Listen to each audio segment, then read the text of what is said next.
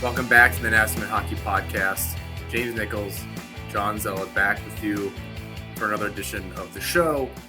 James, we had the same dinner, virtually the same dinner. Virtually, yeah.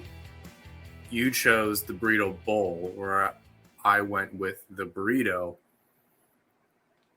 How do you put your? We need to start off with something positive because I think we're gonna be very ranty. I think.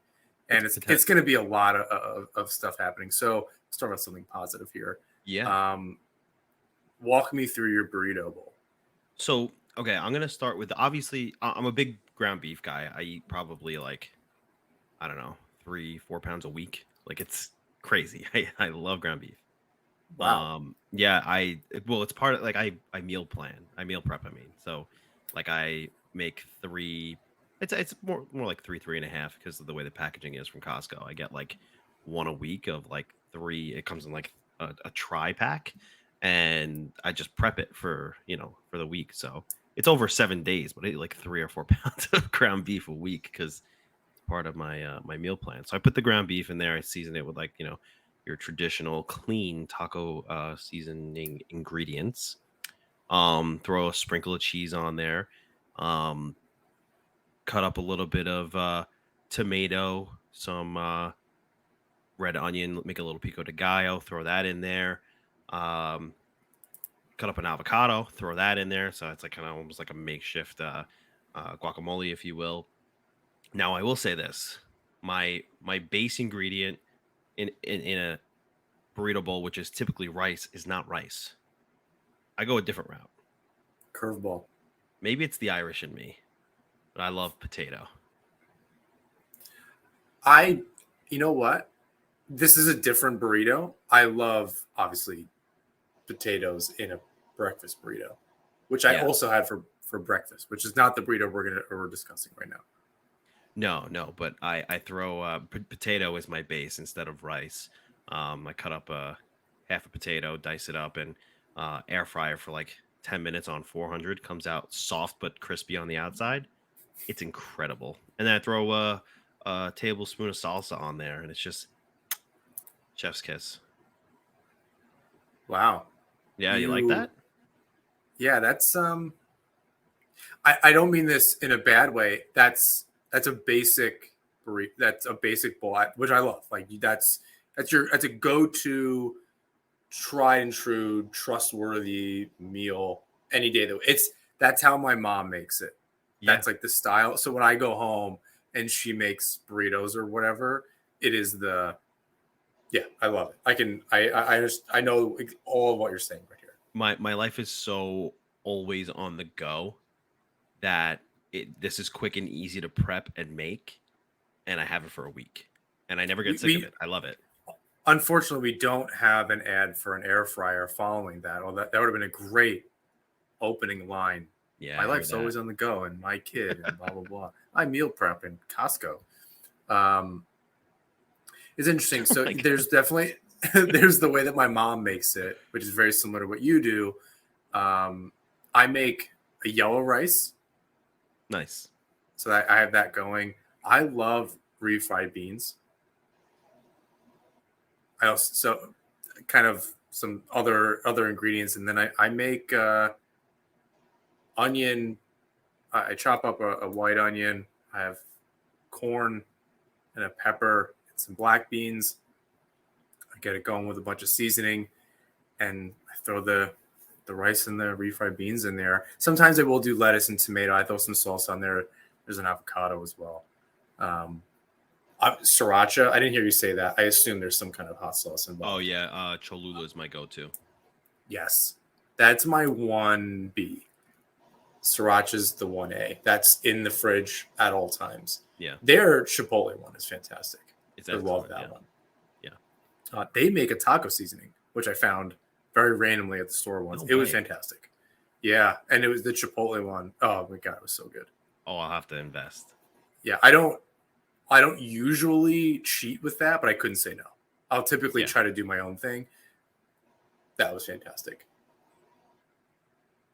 Yeah, that sounds... I'm going to have to find that wherever in stores it might be, because I don't see it at my local market ever, but I'm gonna check it out for sure. Try to keep my eyes open for that. And if not, I'm ordering it online, 100%. Right? Isn't that the beauty, perhaps, and the curse of it is that, oh, I couldn't find it in the store.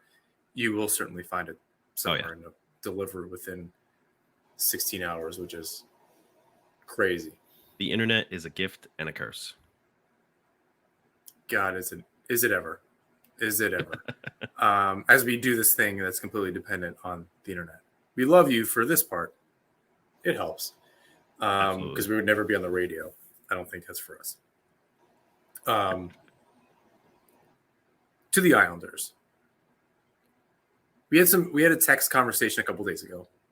Yes. I definitely want to get into some of that. But I want to start with we've seen, and I feel like we've had this conversation before, so I think it's worth rehashing as a framing for the rest of the episode. But I'll ask it anyway. We've seen more than a year of this team, and I say this team as this iteration with Lambert. That is not only the personnel change since the Barry Trotz era, but how they play and all the changes that have been included in that, warts and all. Who we've seen over the last week and really the start of this season, last season, the postseason, all this stuff. Is this who they are? Are they just a team that either struggles to start or struggles to close out a game and is no longer so structured defensively? Instead, they've gone from a defensive stalwart team with a good goalie to we are an absolute shit team without our goaltending. Is this just who they are now? I mean, it's 10 games into this season, and it could either be early, it could be late. We'll get into trends later. Is this who this team is? It's funny because like I constantly say to you, I've been texting you for the past couple of weeks. I'm like, they're just wasting Sorokin and Varlamov's performances. So in a way, I think, yeah, this is who they are. Goaltending is the best thing that they have in their pocket. And, fortunately for them, they have, in my opinion, the best goaltending in the league. Sure, we can, throw Boston in there as well. They're pretty close. But I think they're super dependent on that goaltending. I've been, looking into like other teams and what their other struggling teams and what's going on with them. And it's funny. Like I look at Calgary, and I don't think the Islanders are half as bad as Calgary is right now. Ironically, I think Calgary probably has a better team on paper. But I look at Calgary and I say to myself, is it a systems thing or is it a personnel thing? And I think it just might be a personnel thing with them because we always talk about how the Islanders are running it back, running it back, running it back. But at the beginning of this season, you and I spoke about how, they're actually really different. The one thing that does remain the same is the core, right? That's Nelson, Barzell, Pollock, Pellick, those guys, and the fourth line. At what point is maybe the main cast not good enough anymore? Because you look at guys like Paul Mary and Engvall and even JG Pajot in his own sense. Those guys are doing their job. Is it just now the main cast? Is it a personnel issue? You could absolutely argue there's also a systems issue here. Is the coach coaching well enough? Is he overcoaching? And then when he overcoaches and then tries to write it the next game, is he not coaching enough? Well, I want to leave Lambert for a separate part of the conversation. We absolutely can. These are just questions that I have right now because we're only a month in. We've seen the Islanders go on these streaks of games where they're horrible, but then they turn it around and they acquire a Bo Horvat and go, on like a 700 winning percentage streak where they catapult themselves back up into the standings. So there's questions I have. I think it's too early in this season to be like, oh, this is just who they are. But it's certainly a valid question that you keep in the back of your mind to say, yeah, this might just be who they are. We just need a little bit of a bigger sample size this year because it feels like same old story. And that's why I wanted to zoom out and include last year, even with the changes during the season and who was playing and who wasn't playing, and into the postseason, and including Bo Horvat, and then they get Engvall and all of that.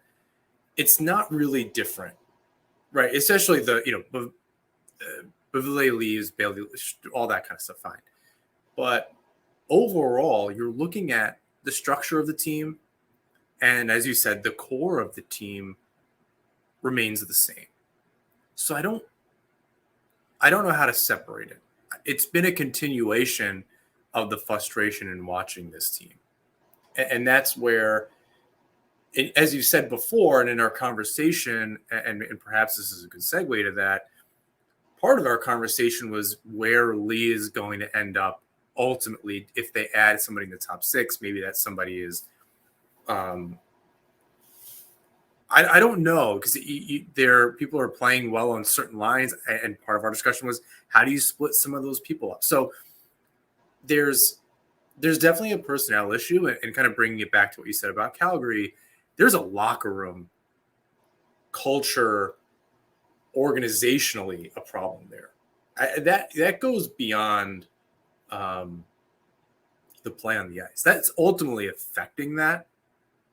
But you see a guy like Huberdeau who was stapled to the bench the other night, and sure, he's not playing well or whatever, but you could just see he's dejected. It looks like Buffalo a number of years ago in Calgary right now. So this is beyond, I think, the comparison I think is interesting. Maybe the juxtaposition is at least interesting. These players go to bat for each other. I don't think there's a leadership problem there. But there is, as I've stated, maybe every single episode since last season, there's a leadership problem game to game. They can't, from the coaching side and from the players' leadership, that's Lee and Nelson and Clutterbuck, they either couldn't get people up for games, and now they can't keep them up for games. So you're seeing their energy drop. You're seeing these lapses in their play in the middle of games at this point. And when they're playing, I think probably to your point, they're playing, they had Colorado. They were playing a very good game with them. No, it was a lot of trading chances. I don't think it's how we'd like that game to end up, but there was a chance there. And then the magic runs out. Or against Detroit, it was a lot of the same. And they had a point streak, and it might be early, but we're a few weeks away from Thanksgiving, and they're in the mix, but they're trending in the wrong direction. So that's a little bit of where I'm sitting in the frustration, and other people that I've spoken to about this, even just friends that are Islander fans, it's almost unwatchable because you've seen it before. That was last night, as you're listening to this, Tuesday night. That game against the Wild was fantastic. The start of that, it was 2-2, but I thought they were playing a really great game. Couple goals against, fine. And then it just goes away. To your point, you're seeing what they're capable of, but they're not able to sustain it. So going into our discussion a little bit, a couple of days ago, we're speaking about, I think the conversation started with the problems of this team are defensive, and that's really interesting. And the scoring's balanced, which is a change. Top line needs a little bit more, but the D is just bad. You mentioned Bolduc, you mentioned Aho struggling, and the need for a specific type of defenseman. Given where the Islanders are with the cap, where do you see any kind of changes made? Is it even possible? Yeah. And what type of defenseman are you referring to? That's a tough question in the sense that they only have, $534K. in cap space, accrued cap space 629. Okay, whatever. But they need somebody who is going to be able to transition the puck. Um, one of the things that, and maybe this is or isn't related, but as you were speaking, one of the other problems with that I have with the Islanders is that once somebody gets injured, this team is so fragile that the wheels fall off. Right? Scott Mayfield went down after game one, and it was just like, oh my god, who's going to play defense? And that's that's a been a problem problem, with this team. It's right? been very wobbly the second, even Right. a Clutterbuck's out of the lineup. It just becomes, what do we do? Right. So that next man up is really a serious question mark. So, but to answer your question, Ryan Pulock is an excellent defensive defenseman who has a boom of a shot. By no means, I know he's got 210 goal seasons under his belt, 30 plus point years. I just don't think he's an offensive defenseman. I think he's just a guy with a really good shot who could get the puck to the net, depending on the year. But he's mostly a shutdown guy. Same for Pellick, minus the offensive ability. Noah Dobson is the only real offensive creator, and he's having a hell of a season. He's doing well. Is he the best puck transitioner? He's getting better, but he's not, great by any means. You're maybe gonna get some of that from Romanov, but it's like clunky. He's fine. Don't get me wrong. I love Romanov's game as a defensive defenseman, but you see the trend here, right? There's just a lot of stay-at-home defensive defensemen. Romanov will run a train through you. And then there's Aho and Bulldog, who Aho shows flashes of ability and then makes an egregious error. And then Samuel Bulldog, who just doesn't look ready. They need a legitimate two-way guy. They need a player who is going to be able to play well in all three zones, transition the puck away from danger, moving it from the Islander zone up the ice and getting it into the offensive zone. And then once they get there, he needs to be able to help cycle that puck. He needs to be able to power play a quarterback a power play, right? And sure, that's Dobson's job, but there's two units, they could use another one. Look, I'm not saying that this is who they have to get, but I mentioned Calgary before. I just wrote an article before on how they're going to potentially be purging the guy on that team that I think of who was in talks to extend with them, but that's come to a halt because of, the state of the Flames right now is Noah Hannafin. He's a guy who fits that exact description. He can transition the puck, plays well in all three zones, and provide a little offense on the other end of the ice. And I think that's the kind of guy that they're missing. So just to make a point, and again, bringing up what I had said a few days ago, the answer then is not internal. In other words, it's not Robin Salo, because there's a clip going around. He had a couple of really good moves. And again, he's like, at this moment anyway, like Sebastian Aho, where shows flashes, but needs some room to grow. And that's not necessarily going to be in the lineup. The Islanders need way more consistency than that. And on the forward unit, if you have two guys battling, I think in Holmstrom and Wallstrom, you can't then have somebody that is learning the ropes on the back end. You really need that to be the foundation for the rest of your team. You need it to be built like a brick shithouse. And that's not necessarily that. Clearly, it's not Bulldog. I mean, frankly, it's not really been when the six of them are in the lineup either. You're seeing the players that have been around for a long time, even adding in Sebastian Aho to a certain degree and Romanov, but this group who really have not played that many games together as the six of them, certainly not this year because Mayfield was out for a stretch, but even going back to last season because players were in and out. So, but even in those moments, they haven't been great. Again, you're not looking at long stretches in games where they're not good either. It's 2 minutes or 3 minutes, somewhere between 2 and 5. Maybe is a better explanation, where in the middle of the second, end of the second, early third period, they just fall apart. they get it back. They're not playing badly. And you're looking at, we know Pelech has some offensive ability. I'm not trying to rebut what you said necessarily, but we've seen Pelech has some offensive ability. He doesn't always take those chances.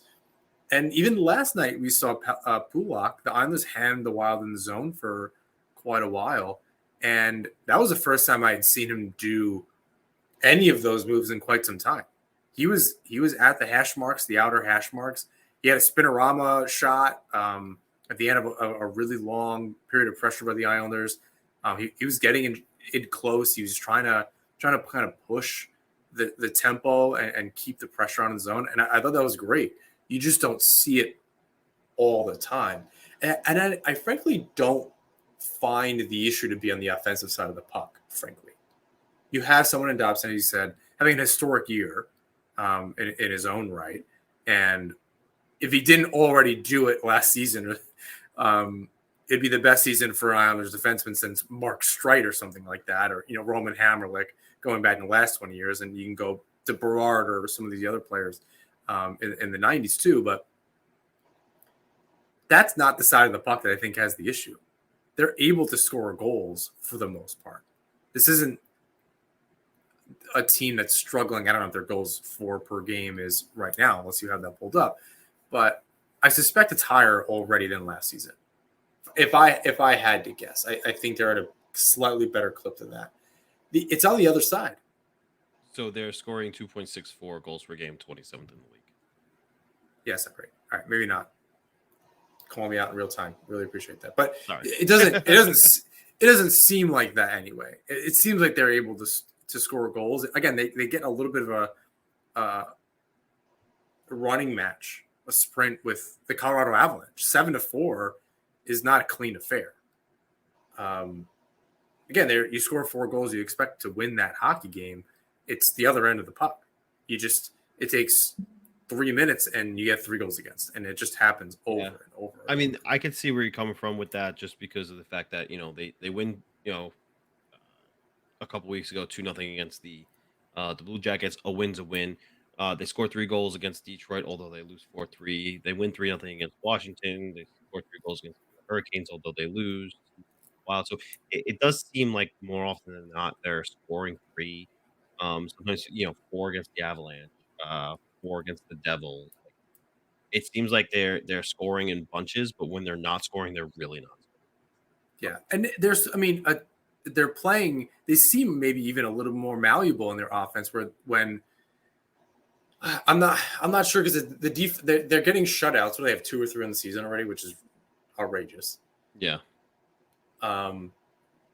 Unless they're completely shutting it down, it's a track meet, and they're, to their credit, running with some pretty good teams. They can't close it out, so they're running with a team like the Devils, who are very young and fast and just full of offense. They're doing it with a team like the Colorado Avalanche, who their best players on best on best in that game. Colorado has a 100% advantage, other than the goaltending. And at that point, more often than not, your goalie's not going to win you that game. You need them to, but unless you're going to provide goal support and help him in front of the net, he alone is not going to save you. So they're able to do it at times, but that's not sustainable. A word that we've used around this team too often. Either the defense is not sustainable in this way because they can't win every game 3-2 or 2-1 or 1-0 or whatever, and eventually that luck is going to run out. Or now it's the other way, where you're kind of betting on your offense a little too much and you don't have any structure in your own zone. And I guess what's part of the conversation and the narrative that I'm seeing on Twitter right now is on Lambert. You have a fourth line that's struggling, that there's no identity. You have Lambert really glossing over that there's any trend, and there most certainly is. I've seen Isles tweet the quotes. I've seen Steve Rosner tweet the quotes. I've seen Pantorno tweet the quotes, and all with, well, when is it a trend? Essentially boiling it down to, well, when is it? Is the fourth line just occasionally going to do some good stuff? So Clutterbuck goes in and takes two guys out and they score a goal. Yeah, that's not something that is happening every single shift. And in fact, they're nearly becoming a liability. Where's the accountability? And does Lambert, given the players he has at his disposal, how can he hold this team accountable? Yeah, it's interesting, right? Because similarly to when I talked to Lindy Ruff about certain struggling players in my eyes, coaches have different eyes for things. And I've come to learn this, in my time covering the Devils, right? I've asked Lindy about, a player such as Brendan Smith, who I think has made some egregious errors that have led to, opportunities for the other team. And he says, everybody looks at the things that went wrong. And, there was one or two things that did go wrong. But what about the 4 or 5 things that did go right? Now, my qualm with that, if you will, you like that vocabulary, by the way? My Is that your qualm word with of the that, day? it's my word of the day. Is that, look, although that might be true, right? There are definitely good things that said player or said line is doing in a game. Even if that's true, they're also doing maybe, yeah, sure, fewer things that are hurting the team, but the impact is greater in one department than it is the other, right? So maybe it's true for Matt Martin and Cal Clutterbuck that they're doing certain things that are impactful for the team. However, they're doing other things that are more negative that have more of an impact on the game in a negative way, as opposed to doing something more impactful in a positive way. So there's definitely a different lens that we as media or fans or coaches look at the game through, right? Definitely different lenses, and maybe that's a little bit of what they're seeing now. Also, whether we like to believe that as fans and media and whatever spectators, there's definitely an element to, despite their play on the ice, they bring this other element of just their presence and you know uh, leadership and whatever while on the bench or in the game. That is another value that you know we don't hold as high a standard to as maybe say the guys who make the decisions do. So the way I see it is, do I think the Islanders would be better off if, say, hey, Matt Martin, you're a part timer now, right? You're going to play 40 games this year. Hudson, or you're going to play 30 games. Hudson Fashion is going to take the load here, or Julian Gauthier is going to take the load here and play on the fourth line for the majority of the time. Do I think they'd be better? I do. It's just I don't know what the coach's mindset has to be to get through that process and come out on the other side with, okay, we'll be better off if we do this. Natsman Hockey is brought to you by DraftKings Sportsbook. The NFL season is going strong, and DraftKings Sportsbook is hooking new customers up with an offer that's even stronger. Bet $5 on any game this week to score $200 instantly in bonus bets. And DraftKings isn't stopping there. All customers can take advantage of a sweetener offer every game this October. You know I'll be taking the bet that the Chargers beat the Cowboys at a plus 110 money line. So get in on the game day greatness. Download the DraftKings Sportsbook app now and use code THPN. New customers can score $200 instantly in bonus bets when you bet $5 on the NFL. That's code THPN, only at DraftKings Sportsbook, an official sports betting partner of the NFL. The crown is yours. Gambling problem? Call 1-800-GAMBLER or visit www.1800gambler.net. In New York, call 877-8-HOPENY or text HOPENY. That's 467-369. In Connecticut, help is available for problem gambling. Call 888-789-7777 or visit ccpg.org. Please play responsibly. On behalf of Boot Hill Casino and Resort, licensee partner Golden Nugget Lake Charles. 21 plus age varies by jurisdiction. Void in Ontario. Bonus bets expire 168 hours after issuance. See sportsbook.draftkings.com/football terms for eligibility and deposit restrictions, terms, and responsible gambling resources. The holidays are the most chaotic time of the year. It may be too early to start decorating for the holidays, but it's never too early to start your holiday shopping. Why not take care of it now before the crowds and packed calendars make shopping a total nightmare? Especially when you can get some of the best deals of the season well before Black Friday. You can shop Raycon products right now and save up to 50% off because their early Black Friday sale is going on right now. Raycon's wireless earbuds are some of the best bang for your buck earbuds you can get on the market right now. Raycon first made a name for themselves in the audio space, with products like their everyday earbuds known for delivering high quality and thoughtful features, like a 32-hour battery life and a perfect in-ear fit for all-day wear and lasting comfort.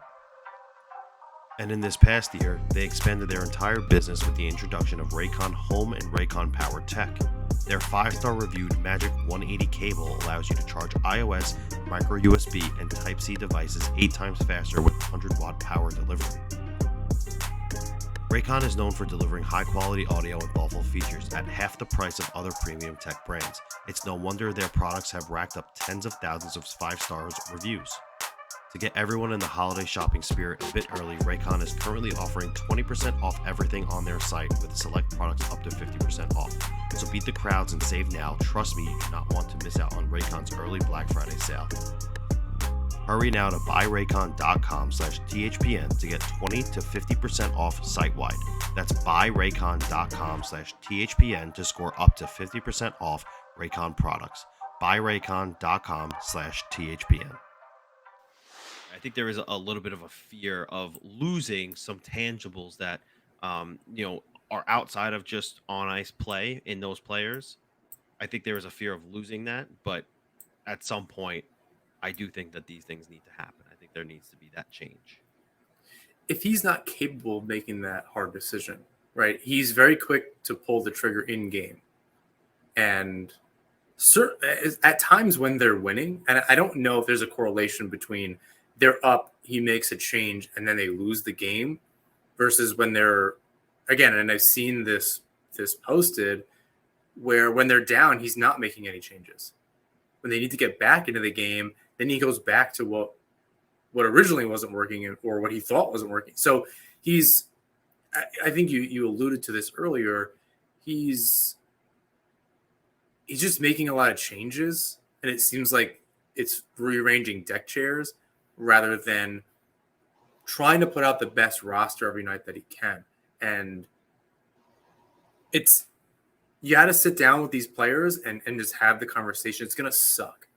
And I understand the things that they bring to the table, but it's not working. You need to be able to make that hard decision. Whether or not, I don't know if he feels he can't do it. He's certainly, I don't want to say yo-yoing, but Wahlstrom making it into the lineup, kind of whatever. Holmstrom earned it. I think he's there, and which is great. I mean, he's playing really well lately. He's absolutely stepped it up recently and deserves to be 3 goals, no assists on the season. I think that's great. I think he had his 3-game goal streak snapped last game against the Wild. If I'm not mistaken, it was something like that. And that's great. And he's earned that, but that fourth line just has not. They have a terrible Corsi. I don't know what their expected goals are. I don't have that up through Hockey Reference right now. But he needs. Do you think he doesn't feel like he can make that decision, or that it's simply the wrong one right now? That he needs those guys to help pull the team out of this. Potentially. I mean, so I pulled it up here. Individually, Matt Martin, Corsi 4%, 42.97. Casey Zizekas, 39.87, and Cal Clutterbuck, 35.20. Of course, all of them well below the average mark, which is about 50. Expected goals, something similar here. Matt Martin or Cal Clutterbuck on Casey Zizekas. So, look, deployment is a thing too. offensive zone starts, uh, heavily in the defensive zone, 64 starts in the D zone, 34 in the neutral, and 9 in the out. So it's definitely true that deployment is a factor here, but I don't see outside of the chance differential and expected goals. I don't see the same fourth line that we saw that was winning puck battles and driving play to the other end of the ice and getting pucks deep in the offensive zone for the top six guys to come out onto the ice and take control of the game from there on. That's not what we're seeing. So I understand that the deployment scenario is absolutely a factor, but it used to be that they were starting in the defensive zone and then pushing that puck up the ice. It's not happening. Yeah, I don't trust them in the defensive zone at this point. They're a liability. It is just not something that can happen on a regular basis. And again, and something earlier you said, and I just want to push you on this a little bit. Earlier you said it's early in the season and it's hard to tell kind of who they are right now. But as I mentioned, Lambert does not see any kind of trend, and it's hard to ignore that. It's probably something, and this is all the trends, just bad defensive play, lots of turnovers. And I understand on that you tend to focus on the bad things, and I agree, but they're adding up. It's not like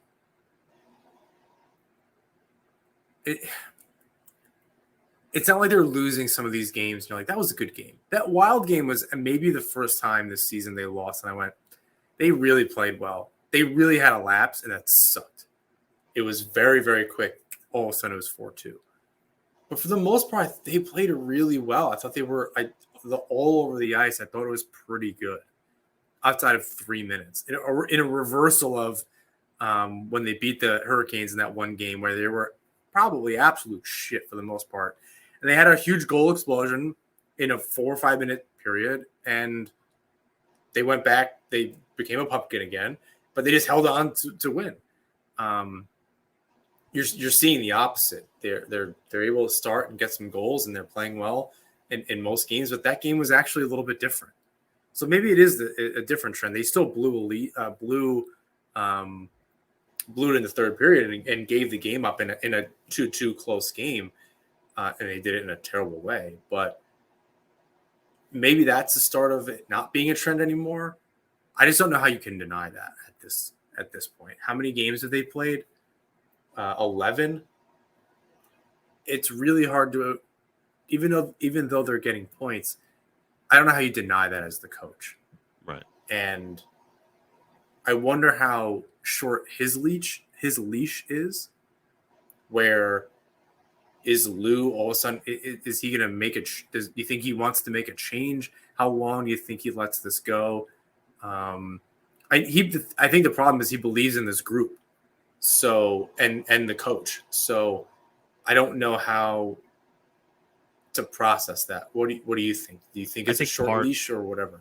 I think part of the problem with Lambert's leash is that it can easily be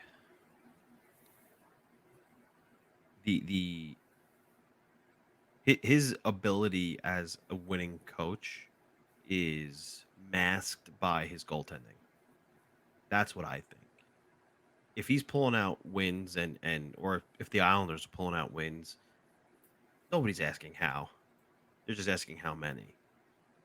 And the absolute truth of the matter is that the Islanders' goaltending is too good not to win more games than they probably should this year. They're going to.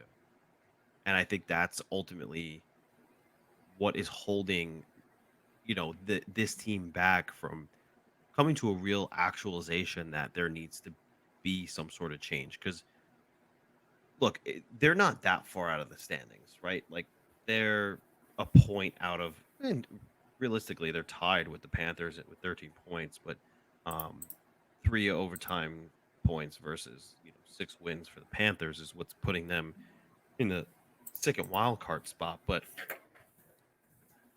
they're not that far out of it right now. And it's not Thanksgiving yet, so that 15% doesn't kick in until after Thanksgiving. If you're more than 4 points out, it's tough. I think there are things that this team need. I think one of them is probably look. I haven't seen anything from Lane Lambert that's said to me like, yeah, he's the guy, right? I look at Anaheim right now. Look at those guys. They're kicking ass, and Greg Cronin, a first year NHL coach, is part of the reason why that is. I look at Detroit right now. They're kicking ass, and um, their head coach is a first year coach, Lalonde, and he's part of that reason, right? I'm looking at Lane Lambert, who's a second year head coach in this league, and he hasn't done anything that I've turned around and said that's impressive for a guy like him. There's just not the right Nasty. moves. I think you're seeing a lot of the same types of the wrong move. And again, he's only dealing with the cards he's dealt, right? You can only work with that. But Yeah, as we've said, you're not at this point, and I think to what you're saying, is he's not putting the best roster together that he can and putting it on the ice because he wants to keep the band together. And it's just not the time for that. When you need to turn it around and the team and the roster on the ice needs a shot in the arm, you need to – I mean, they did that in theory with Beauvillier and Bailey, but that was only part of the problem. Now there are more problems and their symptoms continuing, and you need to be able to make that really, really hard decision and say Fasching and Gauthier are going to be the fourth line with Zizekas. We need Wallstrom in there. We need Lee. However that rosters, we need all of the best players. They were willing to get rid of Ross Johnston and risk losing him on waivers. Chalk that up to why Anaheim is doing so well. Who knows? But I don't know if he's playing every single game or he's played more than one game at this point. But either way, he's got to make the hard decision. And he's proving he's not capable of doing that. You said that Lambert can only work with the cards he's dealt, and although that's true, I will say that when we've spoken about in game, he'll shuffle the deck chairs, but then he'll go right back to what he started the game with the very next game after he shuffled things up that wasn't working. So there's something to be said about that too. But even when he's making those changes and what those changes aren't necessarily working either. You're only working with what you have, but at the same, the ingredients, going back to our Taco Bowl, you can only work with the ingredients that you're given, but there's a certain order of operation to when you're doing that and what you do first and why you do it. Are you trying to do a crunch wrap? Right. You need these types of things. And you need to do it in this particular order. It just simply doesn't work. And he's not building that on the ice in the right way, or at the very least, really, really changing it up and seeing what works. He does have cards on the river, right? The cards 4 and 5 are still there to wait on and take a chance on, and he's not doing that. He's so much of it is rearranging what he has. It's like, we're just going to keep doing metaphors, I guess. It's Scrabble. Instead of saying, all right, I got to ditch these 2 letters. I've been struggling with this for number round. I had to ditch these letters and just try new ones. I don't know what it's all going to look like together, but I have to at least try it. That's better than in-game adjustments. I hate that even when I'm playing, all of a sudden I'm the center all game and then I get moved to wing, or the opposite. It happened the last time I was playing. I'm on the wing. All of a sudden I'm back at center. How I'm seeing the game is different. And it just throws me off. I don't like it. I wasn't taking faceoffs all game. I wasn't preparing in that way. I kind of came up with, it's just, your responsibilities are different. I don't like that.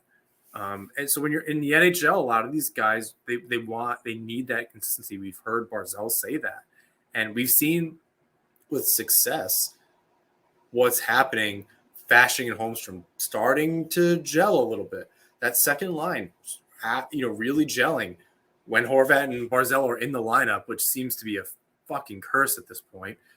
They gel for the most part. I think they're overthinking it. I think they need to. I was thinking about this week. Do you still play? Do you still skate? Yes, I haven't played in a year. I opted out last year, but I'm playing again this year. Something that I've been thinking about is I think I'm overthinking it out there. I just want to pretend I'm in the street and or in the driveway playing and just have more fun with it and loosen up. I think if Barzal and Horvat do that, right, they just go out there and play. You know how to do this. Don't overthink it. In the defensive zone, you need that structure. In the offensive zone, you have to have fun. You have to be able to don't do stupid shit. But when I used to play roller hockey, you do this like just it looks like skill, like Zegras and all this stuff. It looks like it's a skill play, but it's really just having fun and just doing things that work. And they really need to get back to that. But so you are seeing some of the roster gel, but I know he's not going to come out here and be like, yeah, fourth line not playing well lately. He's not going to say that and throw them under the bus. But at this point, when he's not saying that and he's not making any changes, it's like he believes they're playing well. That's my problem right now. Is you're looking at that fourth line saying it's fine when you have options to change it, and you can make somewhat significant change. Lee on the first line, you have Wahlstrom and Holmstrom in the lineup together, and Fashing and Gauthier the fourth line with Zizekas. Yeah, that's a huge change. That would be an enormous freaking change for this team, and sometimes that's just what you need. You need a shot in the arm in your season. If only that fourth line plays well in the playoffs, save them. Pretend you have a strategy for a second, give that is what your strategy is actually.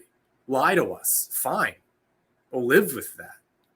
I don't really care what you say to me. You're not showing me what you're doing. I also, I don't think it was a new enough voice. I think that's a problem. And he needs to make some tough decisions. I've said that a million times this episode. So it probably doesn't really need to be repeated at this point. But I know we've talked about Lou Lamoriello, and you mentioned how there were rumors or something substantial that Lou, an outside hire, would come in after Lou at whatever that point is. Is his leash getting shorter? Because it's essentially his roster. He's made some changes, but at a certain point, the buck does stop with him. Yeah, well, I mean that's abundantly true, and you'd like to see maybe some significant changes, over the summer, right? Like, look, I understand the whole, Bo Horvat was our acquisition. We get a full year of him now. Pierre Engvall as well. Like, get that. But look, when other teams are doing the same thing, acquiring somebody at the deadline and then retaining that asset, but then also going out in the summer, like, they got better. Other teams got better. And look, I do understand the other side of the coin too, where, Pittsburgh went out and got the Norris Trophy, reigning Norris Trophy winner, and they're doing worse. And that's true. But at least they tried. Because if they're going to sit here and say, this is the team, we're going with these guys, then add to it. Because, look, right now, the Islanders are dealing with the same thing they always deal with. Who's going to play with Horvat and Barzal? It's a revolving door. And at this point, their best option is Anders Lee, who has become the whipping boy because he doesn't belong there. I want to just really quick, I want to pause on that. How interesting is it that for such a long time it was who's going to play with Barzell and Lee, right? What is that line going to look like? It changes a little bit. They get a center who now Barzell is playing with there just when Lee lost the touch. Isn't that fucking terrible? Right. Just when he's unable to do what he was doing up until last season when he had 25 goals, if I'm not mistaken. Isn't it what a tragedy that we're now in the same place when it was so close to being solved and they just missed it. They just missed it. What a fucking tragedy. No, it's true. It is. It's true. And now Lee's become the whipping boy, and everybody's all shoot him into the sun and get him out of here. But the fact of the matter is that he's being asked to do something more than what he should be doing. And at this point in his career, that's not his fault. It's just that this team is under-equipped because they're relying too much on the goaltending. And the problems that they're having right now is the depth is not there. Up and down the lineup, game by game, they have a good top 12. They have a good blue line, excellent goaltending. Like I told you, one cock in the machine goes down, and all of a sudden they fall apart. It's Chris Traeger from Parks and Rec is just one grain of sand. Yeah, in a microchip, right? That's it, and then it falls apart. That's it, and it falls apart. But even game in and game out, they're still dealing with the fact that they're missing a guy in the top 6 on that first line. They're also missing a defenseman because Bolduc is not the guy, and Aho is just not consistent. You never know what you're going to get. So that's been the problem for a long time, and they need to address at least one of them to maybe, like I always say, knock everybody down a peg and put them in their rightful place. And that requires Lou to somehow go out and get somebody that he can afford at both positions. I don't know how you add, let's just say $10 million, right? $5 billion each, whatever that comes out to be. I'm not entirely sure. And you're really talking about a third pair defenseman at this point who can move the puck. I don't think it needs to. Their top 4 is okay. So maybe you're looking at a $6.5-7 million forward, and you're looking at another $3 million defenseman just to keep that $10 million number, which is going to be really hard for Lou to figure out. Some of that, I know Pajot is rumored in the offseason, and I hate that we're talking about this so early, but something needs to happen. In a second, it's going to be too far gone. And there are plenty of other teams and other fan bases going through the same thing where it's you just want to shoot some people into the sun, and game by game, it's a different player. Pajot's been I don't know if you saw. I had it up before and I lost it. I don't know what his expected goals are or Corsi. I don't think his Corsi's very good. He's getting out, and now he had 38.2 Corsi for. Chances are 102 for, 165 against. His expected goals is not great at a 40.7. Yeah, so I know he starts in the defensive zone a lot, and I think you can see that too on Natural Stat Trick. Yeah, you can. He does. Yeah, he starts a lot in the defensive zone, and that'll play into that a little bit. But I'm not entirely sure. We talked about that in the offseason about what happens at that point, and you want Horvat and Barzell to be together. Then you're trying to find, yes, you got maybe your top 6 center. I don't think that's for Pajot, though. You got to move Pajot just to open the space, and then you need to make a trade. Right. Well, then I don't really understand where the asset is actually coming from and how it's beyond the dollars and cents of it. It's asset management. Here's the most alarming thing for me right now. And I don't know if you know this, but here we go. There are only 2 players on this team right now who are on the positive side of the chance differential. That is Kyle Palmieri. That is Brock Nelson. 11 games. Palmieri has a 51.47 Corsi 4 percentage. Brock Nelson has a 50.47. They're both teetering on potentially going negative in the very next game. 158 chances for Kyle Palmieri, 149 against. 160 chances for Brock Nelson, 157 against. We're talking one more game where they put up a stinker in a third period like they did yesterday, and everybody on this team has a negative statistic in the chance differential here. And look, again, our fancy stats, everything, no. But it does paint the picture that they're chasing the puck a lot more than they're playing with it. And that's where they're relying way too much on the goaltending. Yeah, everyone's PDO is amazing because they're getting incredible save percentage from both of their goalies. And it's not the whole team can't be in the 90s. The mid 90s or higher. Like it's just not. Half the team is over 100. That's just not possible. Half the team is over 100. That's crazy. Right. It's not. And that's save percentage plus shot percentage, if I'm not mistaken, for those that may not know. Is that correct? Yes. On ice, team shooting percentage plus team save percentage. So, yeah, it's incredible. And I'll say this about Martin in the fourth line. His minutes are really down per game. It's almost they're under 10 minutes. If I'm not mistaken, it was like 7 or 8 very recently for a couple games in a row, which begs the question of why the hell he's even out there. He's averaging 8.22. Bolduc at 8.32. Everyone else is in the teens or mid-teens or higher. Hudson Fasching's really low. Oliver Wahlstrom's been really low. They both played the same amount of games at this point. But yeah, what are you doing with Martin? Why is he there?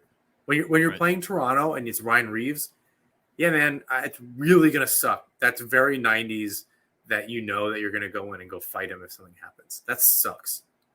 I wouldn't want to be Matt Martin. I think they're both old and you know, Reeves is also having a very tough time in Toronto from what I understand, but I mean that sucks. Is kind of what you signed up for. Do your thing. When you're going to play Anaheim in pretty short order, yeah, you're gonna have to go fight Ross Johnson. That sucks, dude. Yeah, that really sucks. But at this point, this is kind of what your usefulness is. It's just really not anywhere else. And how much playing time you're getting is reflective of that. And he might have the best underlying numbers of all of Cizikas and Clutterbuck, and I don't know if that means that they are getting a few more minutes, and that is likely just the penalty kill.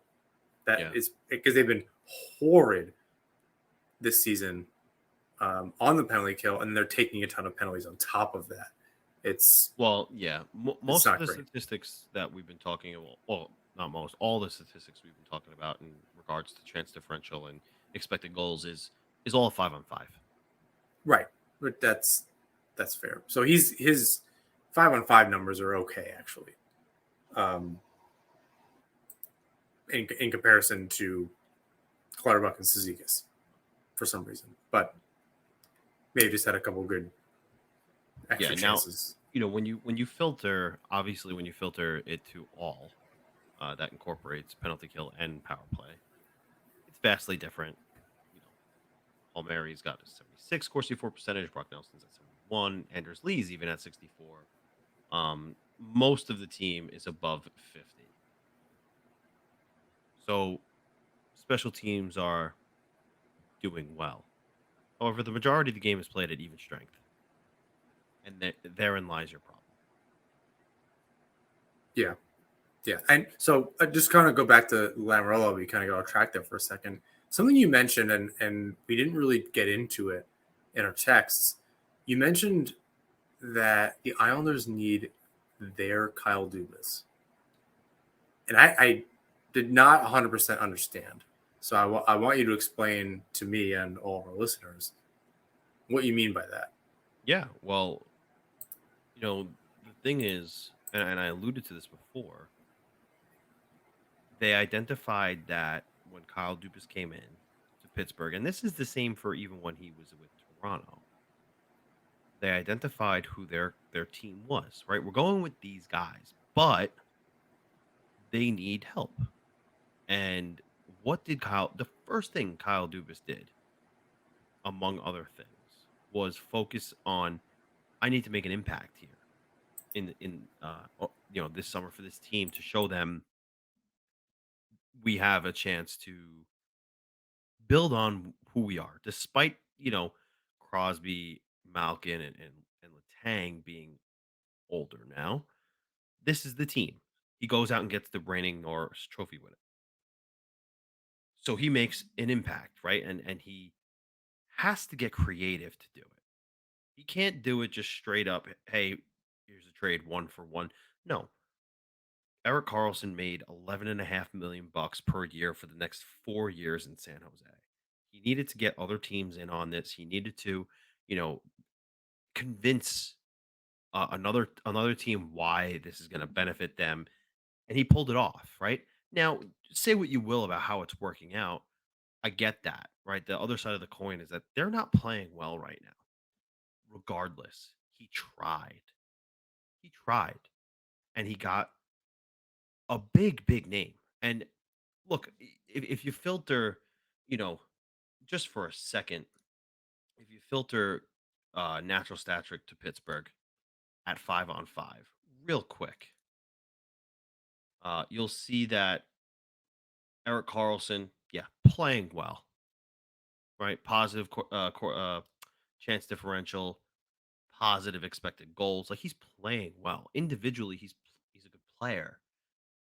The Islanders, look, Lamoriello took his shot on Horvat in January.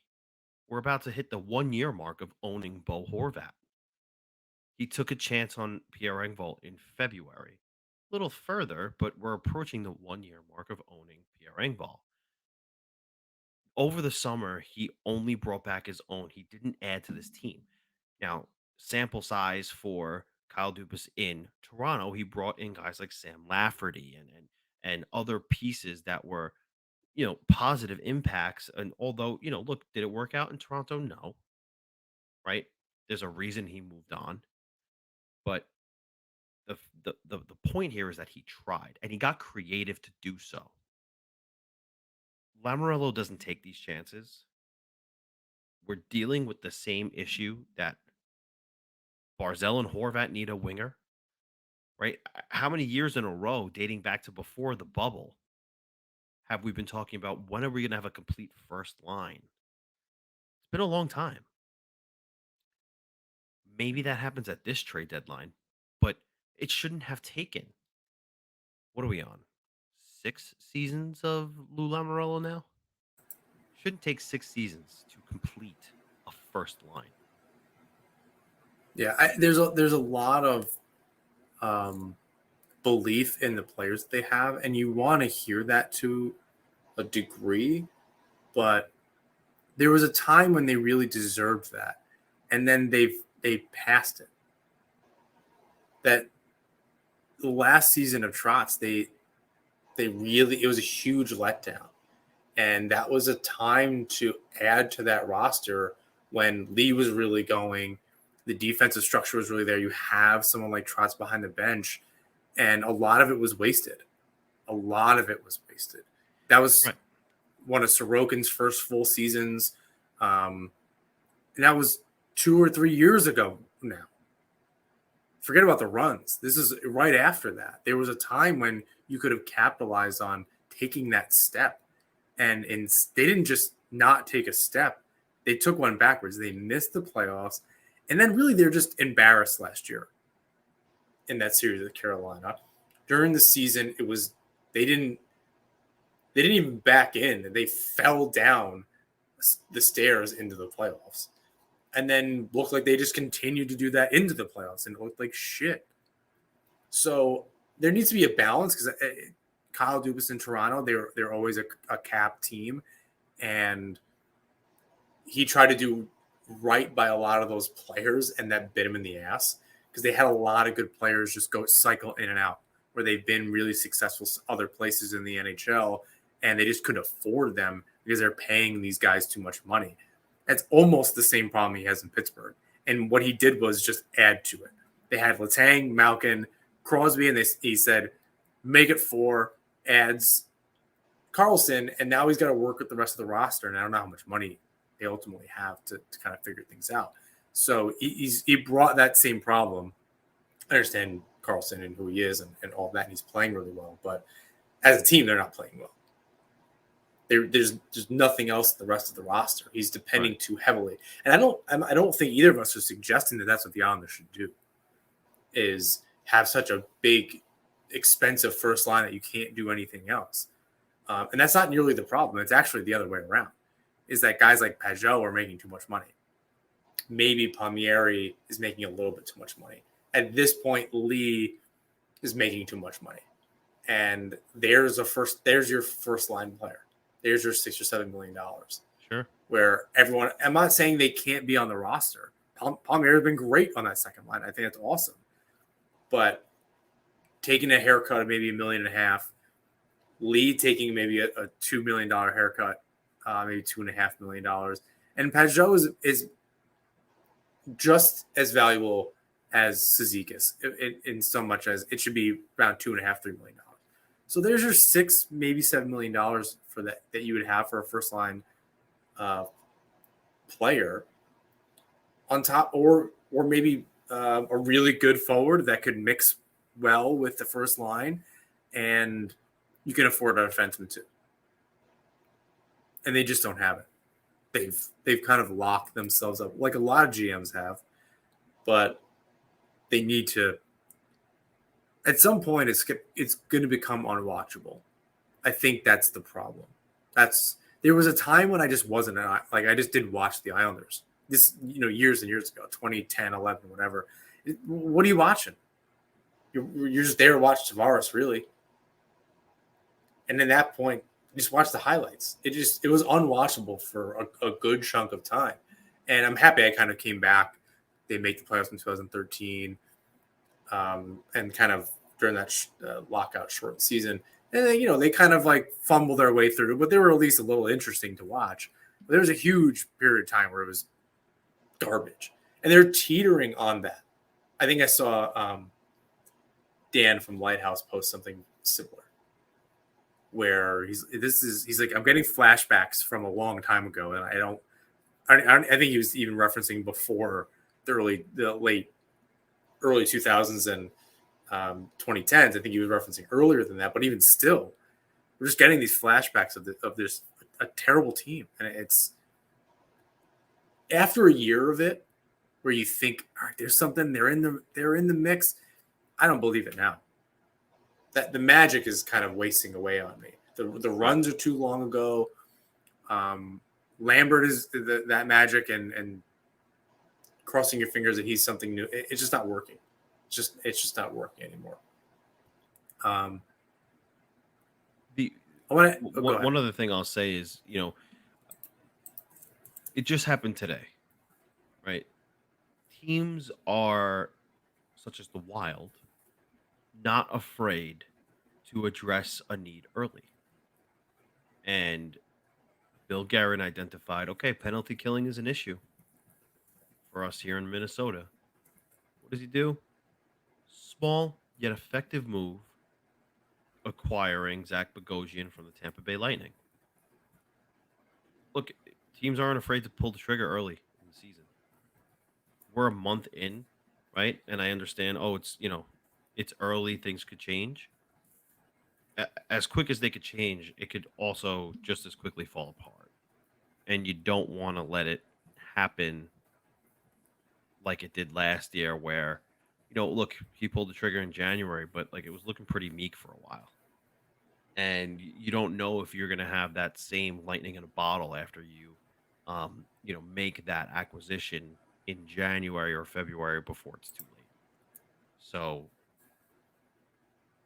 don't be afraid to, or, I say this tongue in cheek because I know it's not going to happen, but you shouldn't be afraid to address a need, even if it's only November 8th. Ooh, so what? You have a need. Yeah. Address it.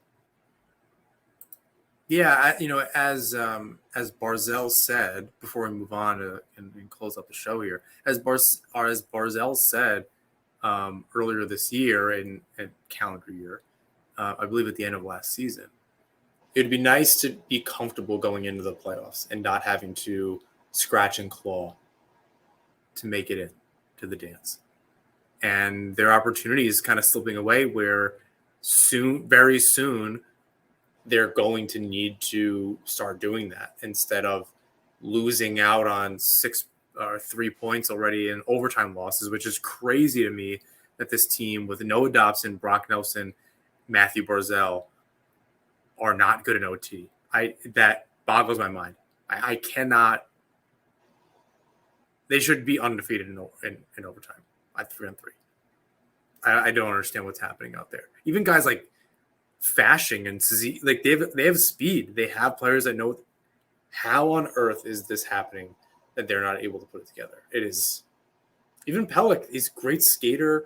Pulak, I don't get it. This for the players that you actually should be playing in overtime for 5 minutes. They should be undefeated. They have not played a team strong enough in overtime where I was like, oh, they're completely outmatched at 3-on-3. Even Carolina, no way. No way. It's great. Something else that's terrible. They have to turn that around. But they've blown a lot of games and they've lost a ton of points already. So they're teetering on becoming a problem very, very soon. But I want to end the show positively so that we don't make ourselves not want to do this next week. I know you were probably jumping for joy when you saw that Wallstrom goal against the Wild. He's not shown he can do this consistently, but does that help? No, it doesn't. Wow. Because look, great goal, prime scoring opportunity in a crucial part of the game. It's his first one. We're 11 games in. He needs to. I've seen nothing except literally that one goal from him this year where he's even remotely had a pulse. Right. And then after he scored that goal, I saw a little bit of a fire under his ass. And, he got a little chippy. I forget who it was with. Got a little chippy between whistles and got in the face of another skater. And, all of a sudden you saw this bit of a different player, in that one pocket of the game. I saw it for a couple periods, right? I'm not there yet. Like he talked a big game, at exit interviews, like, oh, I had a long time to reflect because the injury, this, that, and the other thing. Dude, you have one goal in 11 games. You're drafted to be a goal scorer. Act like you've been there before. Act like your job is on the line. You're on a 1-year contract. I like that. He needs to play. Really, all these guys need to start playing with their jobs on the line. Clearly, the Bailey Bavillier thing and trades and all sorts of it was not a wake-up call. Where's the desperation?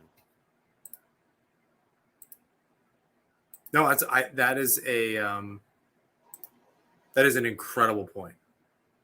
Thank you. We had almost like I do this for a living. Should we end the show? You don't want to. No, that's my final point on Wallstrom. Great, good for him that he scored the goal. Keep doing it. Play like your goddamn job is on the line, because quite frankly, it is. The other Strom, Holmstrom. Yeah. Has he finally arrived? You hope so. You do. Looks great. Cashing in on opportunities, and you love to see that. Very small sample size. Let's see him do it. I'll be convinced by game 25 if he keeps this up. I'm in. Quarter of the season, I'm in. Yeah, I really like what I'm seeing so far from him. Would love to see some assists. I understand he on that line, for the most part, who he's playing with, he is the goal scorer. Which is interesting because he was drafted as a playmaker, but go on. Yeah, well, I mean, you're seeing the shot, and him and Fashing, cashed in on a beautiful little 2-on-1, give and go. And one of the prettier Islander goals you've seen in a long time. You don't normally have that kind of connection, but it's possible that he could, continue that. And yeah, I agree. Game 25 or so, kind of super he is. We will revisit that. We've touched on Dobson. Could break his own recent record and points in a season. You think he'll do it this year? He's leading the team in points right now, point per game. I mean, at this rate, yeah, why not, right?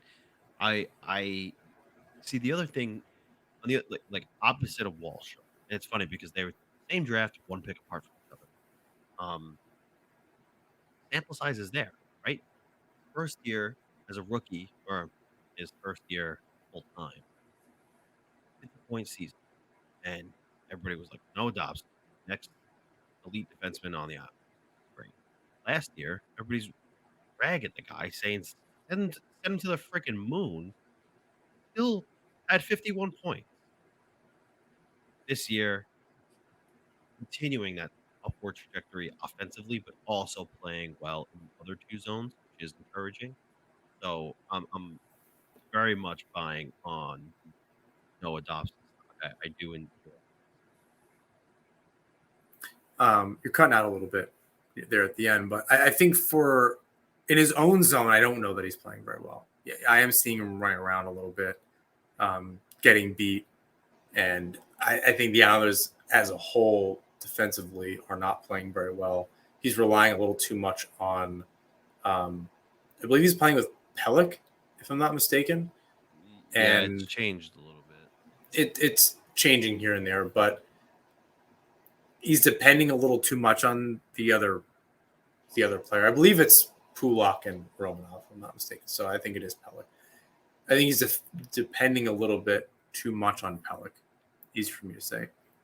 And it's a little too loosey-goosey. He's letting two defensemen behind the net kind of thing. That led, I think, to one of the first goals against the Wild. He needs to tighten it up there. I think on the offensive side of things, it's really nice to see. If the rest of the team can play better in their own zone, he'll get saved a little bit. Right now, he's not getting the mistakes are just adding up and in their own net. I think that's a really big part of the problem. Is it's not just mistakes. It's like, it's a turnover, but it wasn't really that big of a deal. They didn't score. It seems like every time someone's making a mistake, it's ending up in their own net. And for 2 or 3 minutes, they're just, it all just kind of adds up in one moment. But we're trying to stay on the positive end of things. And to close it out, the goaltending, even though they can't carry the load forever, you are seeing a tandem. And really, it's great to see from Varlamov that he's been able to kind of keep it together and be one of the top goalies in the league for how little he's played. Yeah, I love what I'm seeing from him, and it's funny. Like according to Money Puck, I think he's got the third best goal saved above expected. So, like I've been saying, like this team is super reliant on their goaltending, and it's great to see that Varlamov can be a part of that. It's not just completely on Sorokin, who you expect to be in that Vezina conversation. So, any given night, this team has a goaltender in net who's going to give them a chance to get 2 points, and it's just going to be a shame to see them waste that if they can't get their shit together.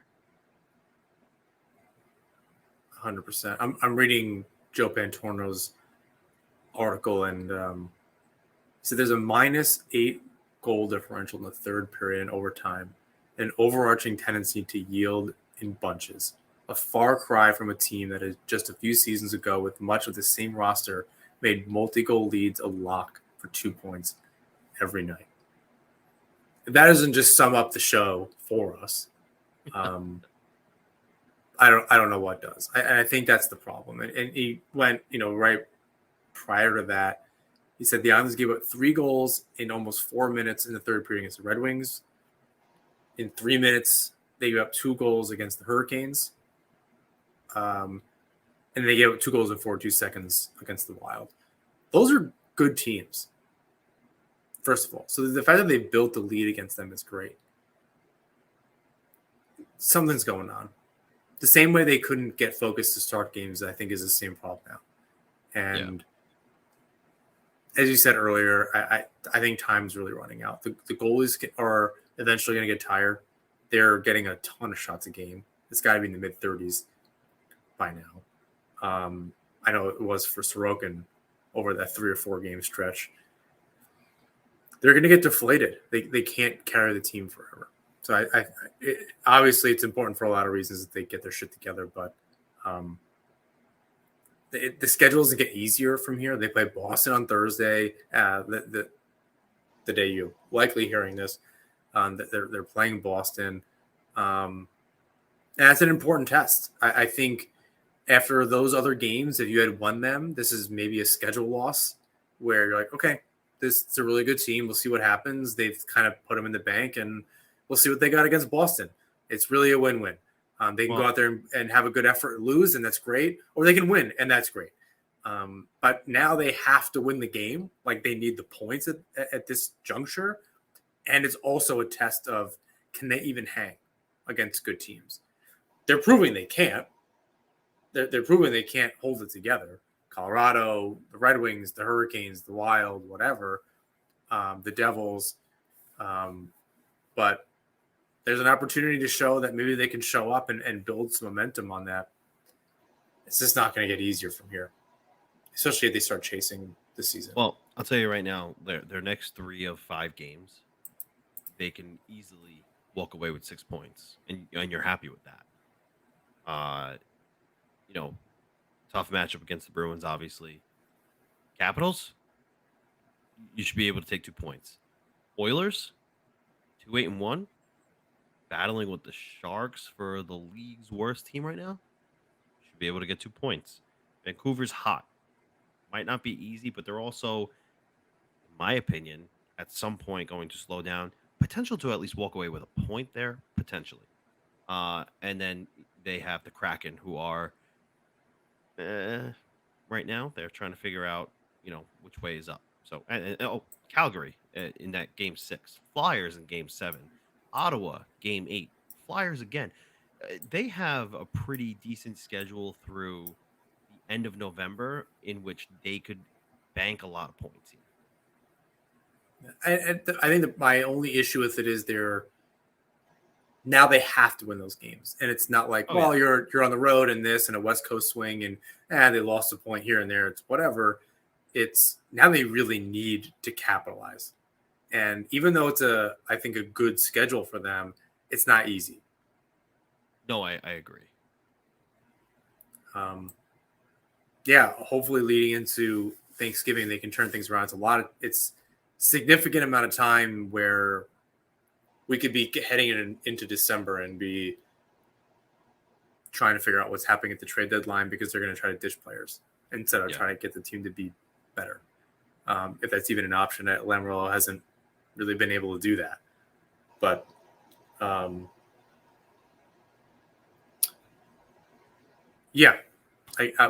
we'll figure it out next week, see what happens the next few games. Any final closing thoughts here? No, that's really it. Just taking a look at that schedule. I mean, through November 28th, like, they could really bank some points here, and they're going to have to do that because it's only going to get tougher if they're going to have a bunch of games in a row where, it's very possible to walk away with 2 points. I think that really got to get their shit together. I agree. I don't have much more either, although I'm sure tomorrow we'll have plenty to talk about when they're playing Boston. Please rate, review, subscribe wherever you listen to or watch the show. You can follow us on Twitter, Instagram, Threads, and YouTube at Aspen Hockey. You can find James' work at New Jersey Hockey Now and The Fourth Period. James, bring us home. Until next time, let's go Islanders.